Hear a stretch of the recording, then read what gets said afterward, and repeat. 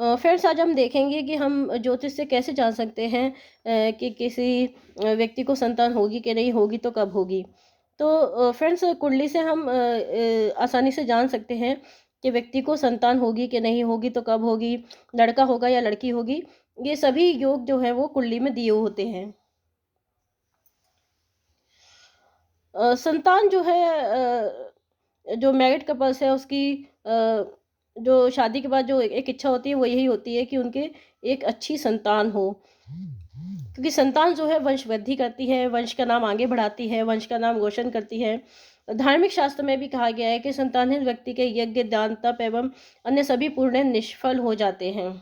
यानी कि संतान को इतना ज़्यादा इम्पोर्टेंस दिया गया है हमारे धार्मिक ग्रंथों में भी। इसलिए एक अच्छी और संस्कारी संतान सभी लोग चाहते हैं।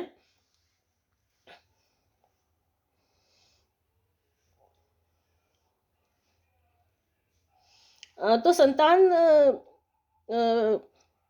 प्राप्ति योग के लिए सबसे पहले हम जो है कुंडली में ये देखते हैं कि संतान होगी या नहीं, इसका योग है कि नहीं, यानी संतान प्राप्त होगी या नहीं। अगर संतान प्राप्ति का योग है तो फिर देखते हैं कि किस दशा और अंतर्दशा में संतान होगी। और उसके बाद हमें जो है वो गोचर चेक करना होता है कि गोचर में कब योग बनना है संतान प्राप्ति का। तो संतान प्राप्ति के लिए जो है फिफ्थ कुंडली का जो फिफ्थ हाउस है वह मेन होता है, उसका संबंध संतान से होता है। और फिफ्थ हाउस है, फिफ्थ हाउस का लॉर्ड है, फिफ्थ हाउस का जो कारक होते हैं और जो संतान के कारक होते हैं, फिफ्थ हाउस में जो प्लैनेट होते हैं, फिफ्थ हाउस में जिन ग्रहों की दृष्टि होती है, वो सभी यह निर्धारित करते हैं कि संतान होगी या नहीं होगी, होगी तो कैसे होगी, कब होगी।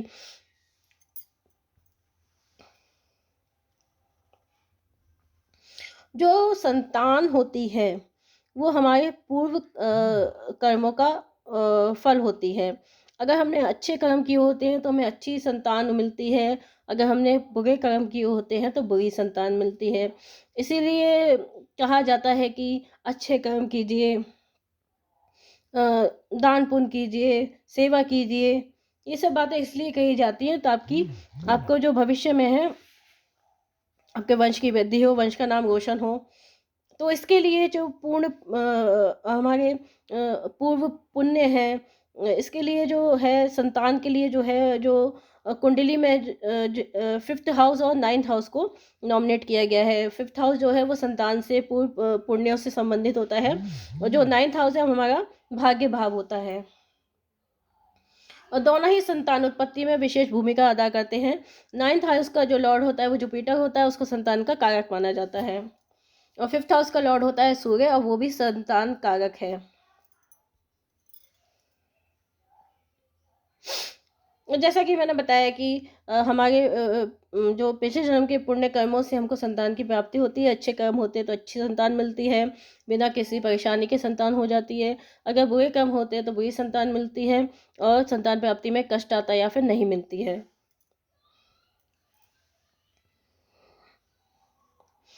तो अब देख लेते हैं कौन कुंडली के कौन कौन से भाव होते हैं जो संतान प्राप्ति में सहायता करते हैं। हमने बताया कि फिफ्थ हाउस जो होता है वो मेन हाउस होता है, उसका जो संबंध होता है वो संतान से होता है। इसके अलावा जो सेकंड हाउस है वो हमारे परिवार का हाउस होता है, और जो कि संतान प्राप्ति में सहायता करते हैं। सिक्स हाउस जो होता है वो लेबर पेन का होता है। एट्थ हाउस जो होता है वो पॉसिबिलिटी बताता है कि ऑपरेशन से होगी कि कैसे होगी। 11th हाउस जो होता है वो हमारे फुलफिलमेंट ऑफ डिज़ायर का होता है। और ये जो फिफ्थ है, जो ये 11th हाउस जो होता है, जो हमारा जो पार्टनर होता है, जो हमारा स्पाउस होता है, उससे फिफ्थ होता है, इसलिए भी ये बहुत इंपॉर्टेंट होता है।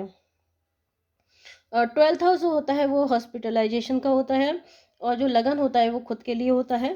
तो ये सब हाउसेस देखना बहुत ज़रूरी होता है संतान सुख के लिए। इसके साथ ही जो मैंने बताया कि 11th हाउस होता है वो फिफ्थ फ्रॉम पार्टनर होता है, यानी कि पार्टनर का फिफ्थ हाउस होता है। और 7th हाउस जो होता है वो स्पाउस का होता है, आपके पति का होता है या पत्नी का होता है। तो ये सभी जो भाव हैं वो संतान प्राप्ति में बहुत महत्वपूर्ण भूमिका अदा करते हैं। फिफ्थ हाउस को हम जो है फर्स्ट चाइल्ड के बर्थ के लिए देखते हैं, और सेवेंथ हाउस को सेकंड चाइल्ड के बर्थ के लिए देखते हैं, और नाइन्थ हाउस को हम थर्ड चाइल्ड के बर्थ के लिए देखते हैं। यानी कि पहला बच्चा जो है वो फिफ्थ हाउस से देखा जाता है, दूसरे बच्चे का जन्म जो है उसे सेवेंथ हाउस से देखते हैं, और तीसरे बच्चे का जन्म जो है हम नाइन्थ हाउस से देखते हैं। इसी तरह से हम और बच्चों के लिए देखते हैं। तो आपका जो कुंडली का फिफ्थ हाउस है वो डिसाइड करता है कि आपको बच्चे होंगे कि नहीं। फिफ्थ हाउस जो है वो आपके जो संतान से संबंधित होता है, आपकी शिक्षा से संबंधित होता है, आपके इमोशन से संबंधित होता है, आपकी क्रिएटिविटी से संबंधित होता है, आपकी गुड डीड्स से संबंधित है जो आपने पास्ट लाइफ में की हैं। Fifth for females and 11th for males are important. यानी कि स्त्री के लिए फिफ्थ हाउस और जो पुरुष है उसके लिए 11th हाउस बहुत इंपॉर्टेंट होता है। जुपिटर जो है वो नेचुरल सिग्निफिकेटर होता है बच्चे का, यानी कि बच्चे का कारक होता है, संतान का कारक होता है। मून जो होता है वो स्त्री जातक की कुंडली में फर्टिलिटी को शो करता है, और जो मार्स है वो मेंस्ट्रुएशन को, और जो पुरुष जातक है उसमें जो वीनस है वो फर्टिलिटी को शो करता है, स्पर्म काउंट बताता है, और सन जो है वो वाइटलिटी को। जुपिटर जो है वो हमें पता है कि संतान का कारक है, ये शिक्षा का भी कारक है, और जबकि सन जो है वो सेकेंडरी सिग्निफिकेटर में आता है, संतान का कारक। फिफ्थ हाउस जो होता है कुंडली का वो बताता है कि संतान की के प्राप्ति की क्या स्थिति है, होगी कि नहीं होगी, कब होगी, डिले होगी या प्रॉब्लम होगी, जो भी है वो सब बताता है। अगर इस फिफ्थ हाउस में अगर शुभ ग्रह होते हैं, शुभ ग्रहों की दृष्टि होती है, तो भ्रूण का विकास अच्छा होता है, हेल्दी बच्चा होता है। जबकि अगर मालफिक प्लैनेट्स होते हैं, मालफिक प्लैनेट्स की दृष्टि होती है, तो वो है वो संतान प्राप्ति में सहायक नहीं होते हैं या प्रॉब्लम क्रिएट करते हैं, संतान प्राप्ति में प्रॉब्लम क्रिएट करते हैं। फिफ्थ हाउस का जो लॉर्ड होता है वो भी बहुत इम्पॉर्टेंट होता है, उसकी स्थिति हॉरोस्कोप में भी देखनी बहुत ज़रूरी होती है। अगर फिफ्थ हाउस का जो लॉर्ड है अगर वो त्रिक हाउसेस में है, तो वो संतान से दुख, कष्ट, संतान की डेथ भी दिखाता है, या फिर संतान नहीं भी हो, ऐसा भी हो सकता है।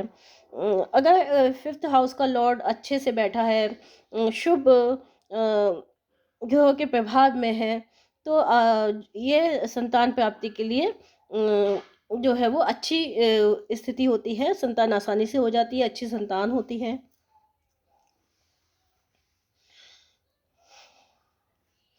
हमको पता है कि संतान का कारक बृहस्पति होता है, जो कि दो राशियों का स्वामी होता है, धनु और मीन।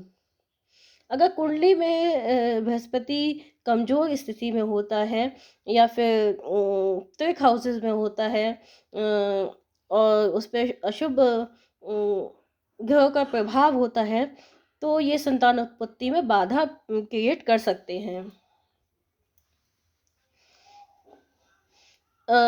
जो कुंडली है उसमें चंद्रमा की स्थिति भी बहुत महत्वपूर्ण है। जैसे कि हमने बताया कि चंद्रमा जो है वो स्त्री जातक के लिए फर्टिलिटी को शो करता है, चंद्रमा इमोशंस को भी शो करता है।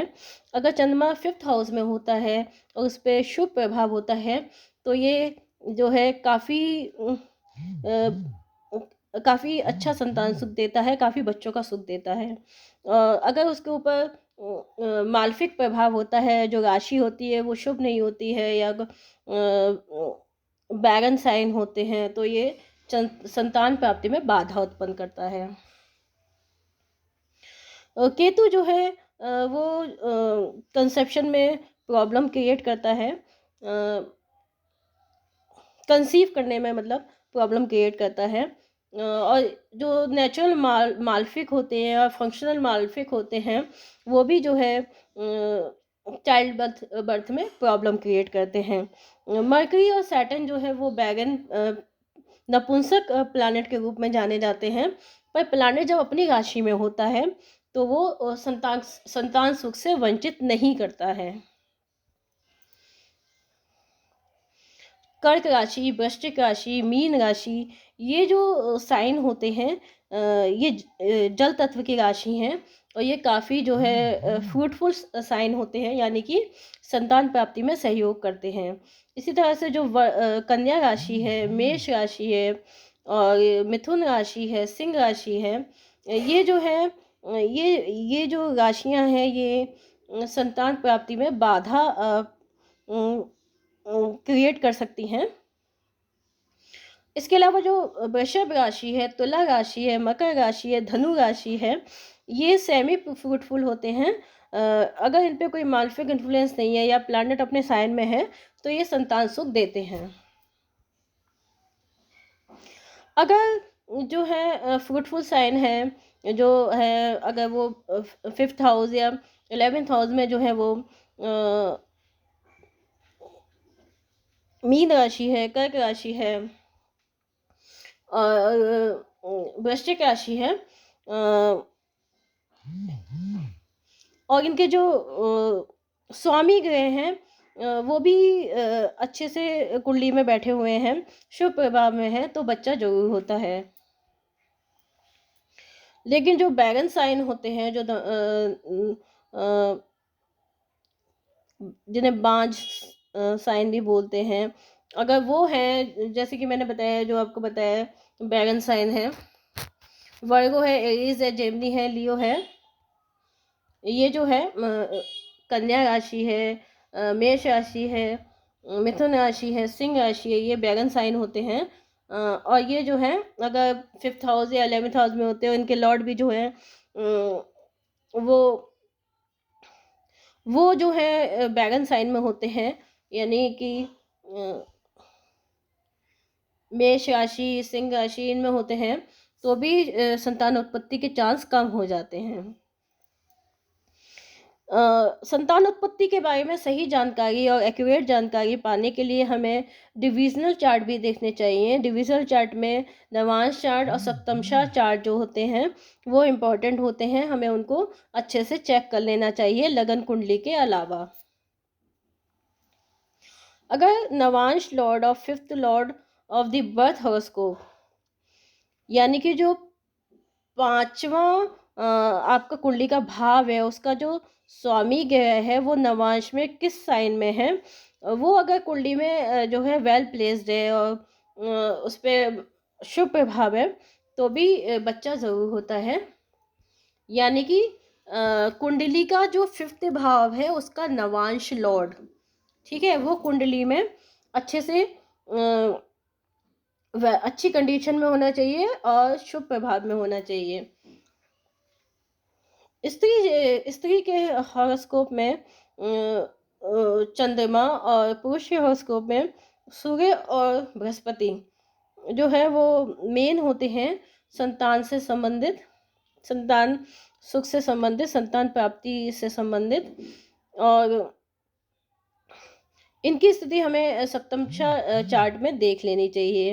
अगर ये इनका अगर सप्तमशा चार्ट में D7 में अगर उनकी स्थिति ठीक नहीं है, तीव्र भाव में है, मार्फिक इन्फ्लुएंस में है, अफ्लिक्टेड है, तो हमें संतान प्राप्ति में बाधा या फिर संतान प्राप्ति ना हो, ऐसा भी हो सकता है।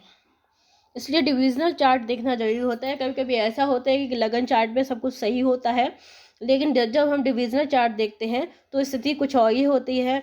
दंपति कहते हैं इतने सालों का हमें बच्चा नहीं हो पा रहा है, जबकि उनकी जन्म कुंडली में कोई बाधा नहीं दिखती है ऐसी कोई खास, लेकिन चलित में या सप्तमशा में स्थिति कुछ और होती है। जब बच्चे का जन्म होता है तब दशा भुक्ति के जो स्वामी होते हैं, दशा भुक्ति जो लॉर्ड होते हैं, वो काफ़ी इम्पोर्टेंट रोल प्ले करते हैं बच्चे के जन्म के समय। तो जो दशा भुक्ति है वो अगर 5th हाउस से संबंधित जो ग्रह हैं उनकी है, यानी कि 5th हाउस लॉर्ड की है, 5th हाउस को जो देख रहे हैं प्लैनेट उनकी है, जुपिटर की है, 5th हाउस का जो कारक है उसकी है, या लगन लॉर्ड की है, तो हमें बच्चे होने के चांसेस ज़्यादा होते हैं। इसी तरह से ट्रांजिट में भी देखना होता है, अगर लॉर्ड फिफ्थ हाउस पे है, या फिफ्थ हाउस लॉर्ड जो है फिफ्थ हाउस से संबंध बना रहा है, जुपिटर जो है फिफ्थ हाउस से संबंध बना रहा है, तब जो है बच्चा होने के चांसेस ज़्यादा होते हैं। इसी तरह से हम कुंडली से ये भी जान सकते हैं कि लड़का होगा या लड़की, ये डिपेंड करता है उस समय कौन से ग्रह नक्षत्र जो हैं वो फिफ्थ हाउस से संबंध बना रहे हैं, कौन सा बच्चा है, फर्स्ट है, सेकंड है, थर्ड है, ये भी देखना होता है। दशा भुक्ति लॉर्ड देखने होते हैं, और गोचर के जो ग्रह हैं वो भी देखने होते हैं। उससे हम आसानी से जान सकते हैं कि लड़का होगा या लड़की। जब फिफ्थ हाउस पर जो है पुरुष ग्रहों का प्रभाव ज़्यादा होता है, या जो फिफ्थ हाउस जो है पुरुष ग्रहों के प्रभाव में होता है, तो जो मेल चाइल्ड है उसका बर्थ के चांसेस ज़्यादा होते हैं। और जब फिफ्थ हाउस पर फीमेल प्लैनेट्स का प्रभाव होता है, तो फीमेल चाइल्ड के बर्थ की संभावना होती है। इसी तरह से जो फिफ्थ हाउस लॉर्ड है वो और साइन में है, इवन साइन में, और साइन में होता है तो मेल चाइल्ड का जन्म के चांसेस होते हैं। अगर इवन साइन में होता है तो फीमेल चाइल्ड के जन्म के चांसेस होते हैं। ये सब देखना होता है राशि कौन सी है, किन ग्रहों का प्रभाव है, राशि लॉर्ड जो है फिफ्थ हाउस का जो लॉर्ड है वो किस राशि में है, उस पर किन ग्रहों का प्रभाव है, ये सब देख के आसानी से जाना जा सकता है। और दशा अंतरदशा किन की चल रही है उस पर भी काफ़ी कुछ डिपेंड करता है। वो काफ़ी अच्छे से बता सकते हैं कि आपको लड़का होगा या लड़की होगी। अगर प्लैनेट्स जो है इवन साइन में होते हैं तो फीमेल चाइल्ड के होने की संभावना होती है। अगर फिफ्थ हाउस जो है वो उसका संबंध बुध से हो, जुपिटर से हो, या फिर डुअल साइन जैसे जेमिनी है, इनसे हो, तो ट्विंस के चांसेस होते हैं, जुड़वा बच्चों के जन्म के चांसेस ज़्यादा होते हैं। जब फिफ्थ हाउस जो है वो सैटर्न या मरकरी से कनेक्टेड हो, और वो अपनी राशि में ना हो के शत्रु राशि में हो, तो इनच चाइल्ड के बॉर्न होने के चांसेस ज़्यादा होते हैं। अगर फिफ्थ हाउस और जुपिटर अगर आपको संतान सुख का प्रॉमिस कर रहे हैं, लेकिन मतलब आपके संतान सुख के लिए एग्री हैं, कोई प्रॉब्लम नहीं है, वो शो कर रहे हैं कि हाँ आपको अच्छी संतान हो सकती है, लेकिन अगर दशा लॉर्ड है वो उस समय पे आपको एग्री नहीं कर रहा है, यानी कि जिस ग्रह की दशा चल रही है उसका संबंध फिफ्थ हाउस से ना हो, तो संतान प्राप्ति में देर हो सकती है, संतान प्राप्ति में देर हो जाती है। अगर मालफिक जो प्लैनेट्स होते हैं अगर उनका प्रभाव फिफ्थ हाउस पे होता है तो भी जो है संतान प्राप्ति में देर हो जाती है।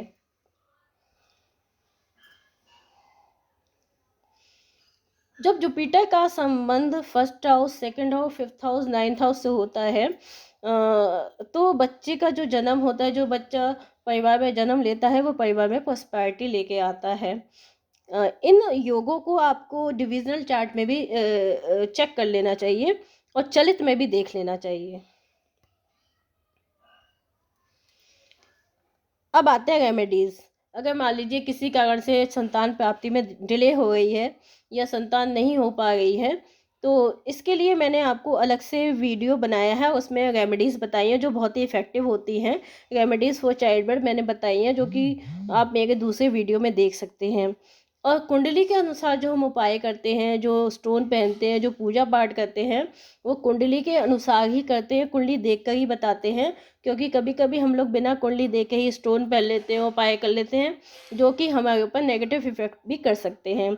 जैसे कि मान लीजिए आपका जुपिटर जो है वो दुष्प्रभाव में है, नीच राशि में, तिक हाउसेज में है, और आप उसका स्टोन पहन लेते हैं, तो ये चाइल्ड बर्थ में प्रॉब्लम क्रिएट कर सकता है। इसी तरह से चंद्रमा का मून स्टोन सभी लोग पहन लेते हैं, लेकिन अगर चंद्रमा आपका नीच राशि है, दुष्प्रभाव में है, और अच्छी स्थिति में नहीं है, आप उसको उसका स्टोन पहन लेते हैं, तो वो आपको और डिप्रेशन में डाल सकता है। इसलिए बिना कुंडली दिखाए कुंडली के उपाय नहीं करने चाहिए। जो जनरल उपाय है उसके लिए मैंने अलग वीडियो बना दिया है, चाइल्ड बर्थ में जो उपाय किए जा सकते हैं चाइल्ड बर्थ के लिए और जिनसे एक अच्छी संतान प्राप्त की जा सकती है, वो आप मेरा वीडियो देख सकते हैं। तो फ्रेंड्स, अगर आपको ये वीडियो पसंद आए तो शेयर और सब्सक्राइब ज़रूर करना मेरे चैनल को, और इस वीडियो को लाइक कीजिएगा।